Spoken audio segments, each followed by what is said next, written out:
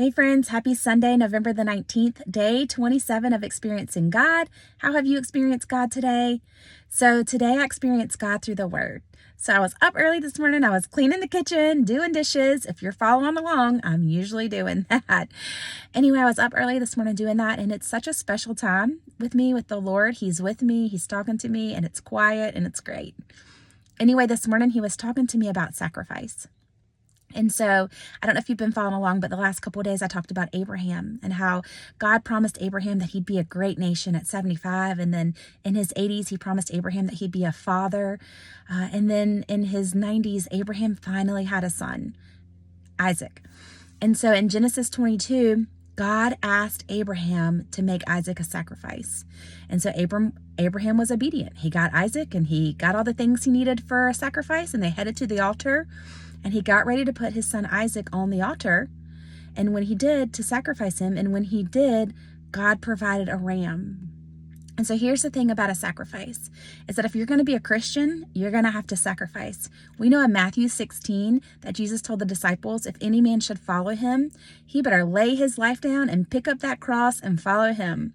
So there's always a sacrifice involved with following Jesus.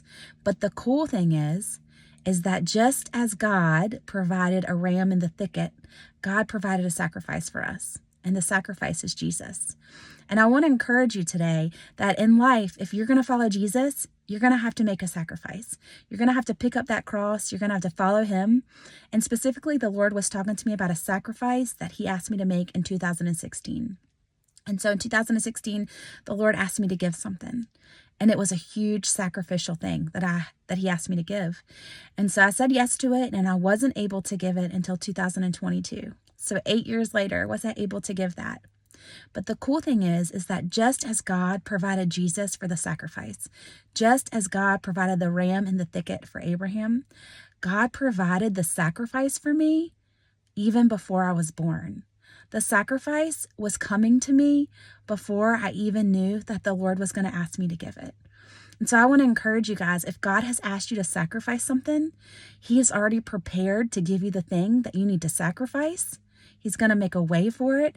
And I want to tell you, on the other end of sacrifice is a blessing. God invites us to do the sacrificial things because he knows there's a blessing for us. And so here's the part that really wrecked me. Yes, God asked me to do the sacrifice, but God, before I was even born, put it on someone's heart to have the sacrifice ready for me so that I could do the thing that he had a blessing for on the other end of it. So I love you guys. There's beauty in the sacrifice. There's blessing in the sacrifice. You know, Jesus is the best evidence of a sacrifice.